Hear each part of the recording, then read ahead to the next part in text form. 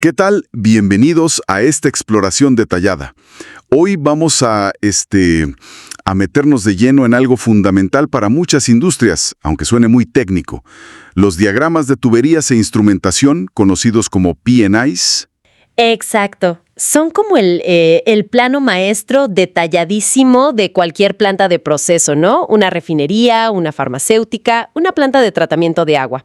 Vienen siendo la guía visual indispensable de cómo todo está conectado y cómo funciona.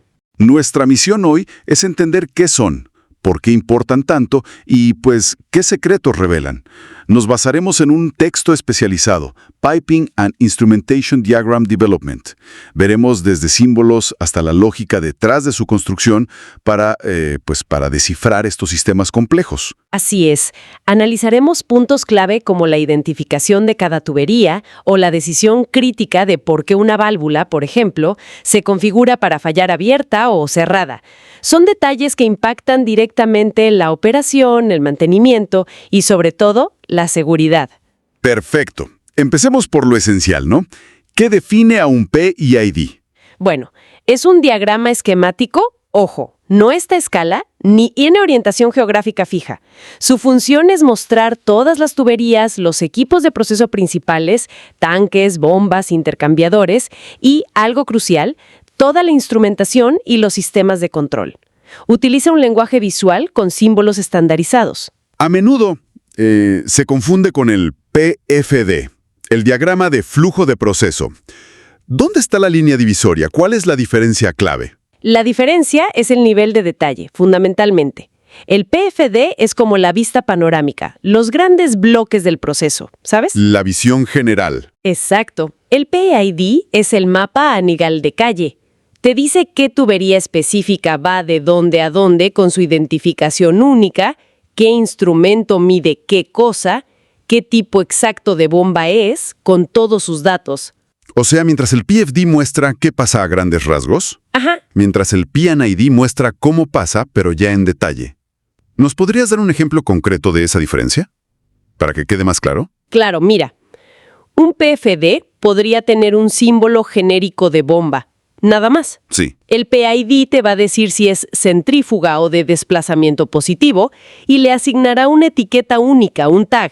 O por ejemplo, un PFD muestra un tanque. Así, simple. Un cuadrito o un círculo. Sí, pero el PID, a través de una nota que llamamos callout, te va a dar datos específicos. Capacidad, dimensiones, presión y temperatura de diseño, material, si lleva aislamiento, muchísima información. Entiendo. Eso implica que para entender, para crear uno, se necesita una visión bastante amplia de la ingeniería, ¿no? Es como juntar muchas piezas. Totalmente. Es un documento multidisciplinario por naturaleza. Requiere conocimientos de ingeniería química, por el proceso. Claro. Mecánica, por los equipos. De tuberías, obviamente. De instrumentación y control, que es como el cerebro. Eléctrica, incluso civil. Y lo usa, pues, casi todo el mundo en la planta. ¿Quiénes, por ejemplo? Pues mira, los operadores para el día a día, los técnicos de control, el personal de mantenimiento, importantísimo para planificar trabajos y aplicar el famoso procedimiento de bloqueo y etiquetado, el LOTO, que aísla físicamente la energía para trabajar de forma segura. El lockout-tagout. Ese mismo. Y claro, los ingenieros para mejoras, para solución de problemas, para todo. Y me imagino que no es un documento estático, no es algo que se haga una vez y ya está, ¿verdad? Para nada. Es un documento vivo totalmente. Pasa por fases de desarrollo, para revisión que se llama IFR, para aprobación IFA, para construcción IFC.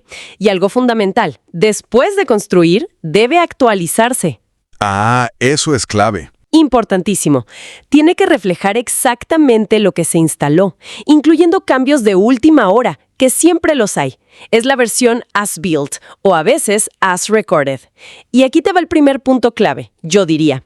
Mantenerlo actualizado no es solo papeleo, es vital para operar de forma segura. Un P&ID desactualizado, es una fuente de riesgos enorme. Entendido ese punto crítico. Ahora, si te parece, exploremos los componentes. Si las tuberías son las arterias de la planta, ¿qué nos dice el P&ID sobre ellas? Pero la clave en el PID es su identificación precisa. Cada línea importante lleva una etiqueta, un tag. ¿Y qué información contiene esa etiqueta? ¿Es muy compleja? Es un código, sí, algo denso, pero súper valioso. Suele incluir el área de la planta, el tipo de fluido que lleva, le llamamos commodity, la especificación del material y la presión nominal que aguanta, el diámetro y un número único para esa línea específica. Haz de cuenta que es como el CURP de la tubería. ¡Wow! ¡Qué nivel de detalle! ¿Y cada centímetro de tubería lleva esa etiqueta kilométrica? No, no necesariamente. Para no saturar el diagrama, los tramos muy cortos, como los que van a un drenaje o a un venteo que normalmente están cerrados y tapados, a menudo no se etiquetan individualmente. Se entiende que comparten las especificaciones de la línea principal de la que salen. Ya veo. Hablando de cómo se dibujan estas líneas, ¿es solo unir puntos o hay más ciencia detrás del trazado? El ruteo. Hay consideraciones importantes, sí. Una es la pendiente, el slope. Ciertas líneas necesitan una inclinación mínima, que se indica con un pequeño triángulo en el diagrama, para asegurar que los líquidos drenen bien por gravedad o que los gases no atrapen líquidos en puntos bajos. Se busca evitar esas bolsas indeseadas. Entiendo. ¿Y el flujo siempre va en una dirección? ¿O puede haber problemas con eso? Buena pregunta. Justo para prevenir el flujo inverso, el backflow, que podría dañar equipos como las bombas o ser peligroso en algunos casos, se instalan válvulas check o válvulas de retención. Estas solo permiten el paso del fluido en un sentido. Ah, claro. Y aquí otro detalle interesante de diseño. En sistemas críticos, a veces no se pone una, sino 2 o hasta 3 válvulas check en serie. 3. ¿Por qué tantas? O redundancia y diversidad. A veces incluso se usan de tipos diferentes. Esto minimiza la probabilidad de que todas fallen al mismo tiempo por la misma causa. Es una capa extra de seguridad. Interesante estrategia. Sí. Bueno, si las tuberías son las arterias, entonces las válvulas son como las llaves de paso, las que regulan todo. ¿Qué tipos principales encontramos en un P&ID? Exacto. Su función básica es controlar o detener el flujo. Hay, digamos, 2 grandes categorías funcionales. Las de bloqueo, que son on-off, como las de compuerta o las de bola, que buscan cerrar herméticamente, que no pase nada. Cierre total. Sí. Y luego están las de regulación o estrangulamiento, las throttling, como las de globo o las de mariposa. Estas permitan ajustar el flujo gradualmente, no solo abrir o cerrar. La elección depende de la función que necesites, del tamaño de la tubería, del tipo de fluido, de muchas cosas. Y para situaciones especiales, por ejemplo, si tienes fluidos muy corrosivos o que no deben contaminarse. Ah, claro. Existen diseños específicos para eso. Por ejemplo, las válvulas de diafragma o las de pinch. En estas, el fluido no toca las partes internas móviles de la válvula, lo que evita la corrosión o la contaminación del producto. Son muy comunes en industrias como la farmacéutica o la alimentaria. Tiene sentido. Y muchas de estas válvulas operan automáticamente, ¿verdad? Sin que alguien vaya y les dé vuelta manualmente. Correcto. Usan actuadores. Pueden ser neumáticos, o sea, con aire comprimido, eléctricos, hidráulicos. Estos las mueven remotamente según una señal que viene del sistema de control. Y aquí llegamos a un concepto crucial, importantísimo: la posición de falla, el fail position. Posición de falla. ¿Qué significa eso exactamente? Suena importante. Lo es. Se refiere a qué hace la válvula si pierde la energía o la señal que la controla. Se queda abierta, eso es falla abierta, FO. Se cierra, es falla cerrada, FC. O se queda como estaba en el último momento. Eso es FL, File Last. ¿Y cómo se decide eso? La decisión, si es FO, FC o FL, es crítica y se basa siempre en un análisis de riesgo. ¿Qué estado es el más seguro para el proceso, para el equipo y para las personas en caso de que falle la señal o la energía? Por ejemplo, una válvula FO en una línea de agua de enfriamiento podría asegurar que el equipo siga enfriándose en una emergencia. Evitando un sobrecalentamiento. Exacto. Mientras que una FS en una línea que alimenta un reactivo peligroso podría detener la alimentación y evitar una reacción fuera de control. Aquí tienes otro nugget. Esa simple indicación FOF FL, en el diagrama encapsula una decisión de seguridad fundamental basada en qué escenario de falla es preferible o menos malo. Entendido. Es una decisión de diseño basada en minimizar el riesgo. Muy claro. Pasemos ahora a los grandes contenedores, tanques y recipientes. ¿Cuál es su función principal? Pues sirven para almacenar fluidos, ya sea producto final, intermedio, materia prima, o también para que ocurran procesos dentro de ellos, una separación, una mezcla, una reacción química. Generalmente los tanques son atmosféricos o de baja presión, mientras que los recipientes, o vessels en inglés, están diseñados para presiones mayores. ¿Y qué información clave nos da el PIN-ID sobre ellos, además del símbolo claro? Llevan su símbolo, sí, su etiqueta o tag, y algo muy importante que es el call-out. Este es como una ficha técnica pegada en el diagrama. ¿Qué incluye? Incluye dimensiones, capacidad, material de construcción y, crucialmente, la presión y temperatura de diseño. Y ojo, siempre se especifican juntas, como un par, por ejemplo, 10 bar a 150 grados Celsius, porque la resistencia del material cambia mucho con la temperatura. Claro, no es lo mismo en frío que en caliente. Exacto. También puede indicar la temperatura mínima de diseño del metal, MDMT, si tiene aislamiento térmico, o el trim, que viene siendo el material de las tuberías pequeñitas conectadas directamente al equipo. Además del diseño estructural, ¿qué otros aspectos operativos importantes se muestran en el PIN-ID para estos equipos? Los niveles de líquido, cuando el tanque no opera completamente lleno, son vitales. Se indican rangos operativos, el nivel normal de líquido, NLL, nivel alto, HL, nivel bajo, LL, y a menudo también niveles de alarma o de disparo, nivel muy alto, HHL, o muy bajo, LLL. ¿Y por qué son tan importantes esos niveles? Son esenciales para el control del proceso y para la seguridad. Sirven para evitar derrames si el nivel sube mucho, o para proteger a las bombas aguas abajo, evitando que trabajen en vacío si el nivel baja demasiado. Te oí mencionar antes algo sobre la respiración de los tanques. ¿A qué se refiere eso? Suena curioso. Sí, bueno, los tanques atmosféricos, los que no están presurizados, necesitan compensar los cambios de volumen que ocurren en el espacio de vapor que queda arriba del líquido. ¿Cambios de volumen? ¿Por qué? Principalmente por dos cosas. Cuando cambia el nivel de líquido al llenar o vaciar, o cuando cambia la temperatura ambiente, lo que hace que el vapor se expanda o contraiga. Entonces, el tanque necesita respirar, tomar aire o a veces un gas inerte, como nitrógeno, cuando el volumen interno se contrae, y a expulsarlo cuando se expande.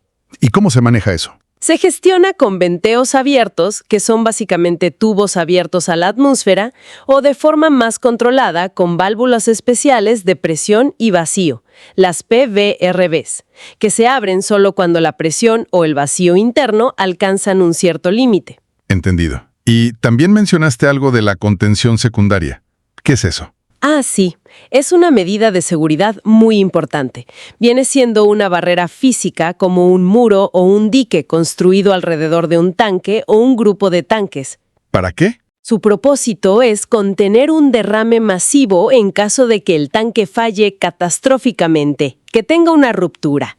Es una segunda línea de defensa para evitar que el líquido se esparza y cause daños ambientales o de seguridad. A veces es un requisito legal, incluso para líquidos que no parecen peligrosos, como el agua, si el volumen almacenado es muy grande. Queda claro. Ahora, si te parece, demos una mirada rápida al sistema nervioso de la planta, la instrumentación y control, o IIC. Exacto. Es el sistema que se encarga de medir las variables del proceso: presión, temperatura, nivel, flujo, composición química, etc., y luego actúa para mantenerlas en el valor deseado, el famoso set point, o para llevar el proceso a un estado seguro si algo empieza a ir mal. ¿Cómo funciona un lazo de control básico? El más típico, digamos. El más común es el de retroalimentación o feedback. Imagina que quieres controlar la temperatura de salida de un calentador. Necesitas varios elementos. Primero, un sensor, que en la nomenclatura se marca con E, de elemento, que mide la temperatura actual. Ok, el termómetro. Algo así. Luego, un transmisor, T, que convierte esa medición en una señal estándar, eléctrica o neumática, y la envía. Después, un controlador, C, que recibe esa señal, la compara con el valor que tú quieras, el set point, y calcula qué acción hay que tomar. El cerebro del lazo. Justo. Y finalmente un elemento final de control, que usualmente es una válvula de control, V, que recibe la orden del controlador y ejecuta la acción. Por ejemplo, ajusta la cantidad de vapor que entra al calentador para subir o bajar la temperatura. Entiendo el ciclo. Y supongo que cada uno de estos aparatitos, como dices, tiene su propia identificación en el PNID. Claro, usan tags estandarizados como las tuberías. Las letras en el tag son clave. ¿Qué indican? Indican primero la variable medida. L es nivel, level, T es temperatura, P es presión, F es flujo, flow, A es análisis o composición. Y luego indican la función del instrumento. T es transmisor, C es controlador, I es indicador si solo muestra el valor, E es elemento sensor primario, V es válvula. Entonces, si veo LT en un círculo. Eso sería un transmisor de nivel, level transmitter. Si ves FIC, F de flujo, I de indicador, C de controlador. Un controlador indicador de flujo. exacto. Y además de las letras, llevan un número único para identificar a qué lazo de control pertenecen. Por ejemplo, LT 101, FIC 102, etc. ¿Y los símbolos mismos, los círculos y demás, nos dan más pistas? Sí, también. Un círculo simple, solito, generalmente indica que el instrumento está instalado en campo, o sea, directamente en el proceso, afuera. Ok. Un círculo dentro de un cuadrado indica que la función reside en la sala de control, principalmente conectada a un sistema de control distribuido, un DCS. En la computadora central, digamos. Más o menos. Y un rombo a menudo señala una función lógica o de interlock, que suele ser parte de un sistema instrumentado de seguridad, un SIS. Estos son sistemas diseñados específicamente para la seguridad. ¿Podrías dar un ejemplo de cómo se vería eso en el diagrama? Algo con un interlock. Claro, mira, podrías tener un interruptor que detecta alta presión en un recipiente. Su tag sería PSH, Pressure Switch High. Se dibujaría con un círculo y las letras PSH. Ok, un switch de alta presión. Exacto. Ese PSH podría estar conectado a través de un símbolo de lógica, el rombo que te decía, a una válvula de entrada de ese recipiente. Y la lógica podría ser, si PSH se activa, detecta alta presión, entonces manda una señal para cerrar esa válvula de entrada automáticamente. Esa válvula podría ser una FC, Failed Closed. Para evitar que entre más fluido y suba más la presión. Justamente. Entonces, esa conexión, esos símbolos, el círculo PSH, el rombo, la línea de señal, la válvula FC, en el PINID son la representación gráfica de esa capa de seguridad automática. Muestran cómo funciona ese interlock. Ese ejemplo lo hace muy tangible, ¿sí? Toda esta información condensada en el PINID, ¿cómo impacta realmente en la operación, en el día a día de una planta? Es la herramienta diaria fundamental. Los operadores la usan constantemente para entender cómo funciona el proceso, para saber qué esperar. El personal de mantenimiento la necesita sí o sí para planificar sus trabajos y, algo crucial que ya mencionamos, para aplicar correctamente el Lotto Talkout. Para aislar los equipos antes de meterles mano. Exactamente. Tienen que saber qué válvulas cerrar, qué interruptores eléctricos abrir, para asegurarse de que un equipo está completamente desenergizado y sin fluidos peligrosos antes de intervenirlo. Un PNID claro y actualizado es absolutamente esencial para realizar este aislamiento de forma segura. Sin él, es jugársela. Y la seguridad parece ser un hilo conductor constante en todo esto, ¿no? Absolutamente.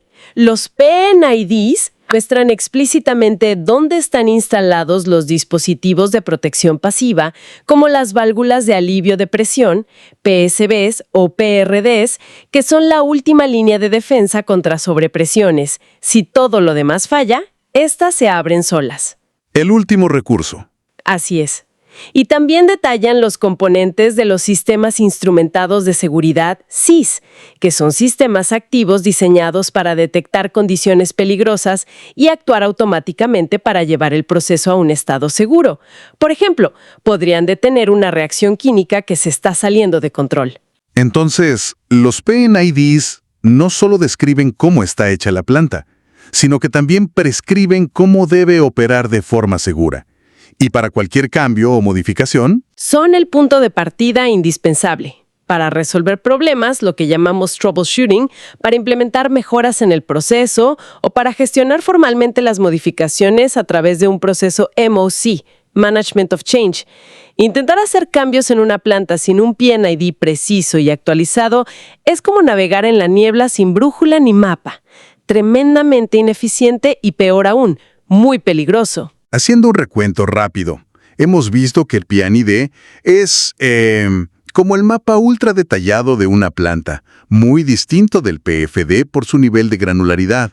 Exploramos las tuberías con sus etiquetas llenas de información, las válvulas y sus críticas posiciones de falla, FO/FC, los tanques con sus niveles, sistemas de respiración y protección como la contención secundaria, y dimos un vistazo al rol vital de la instrumentación y el control, ese sistema nervioso, con sus lazos, sus tags y sus funciones de seguridad como los interlocks. Es un lenguaje visual denso, pero muy poderoso.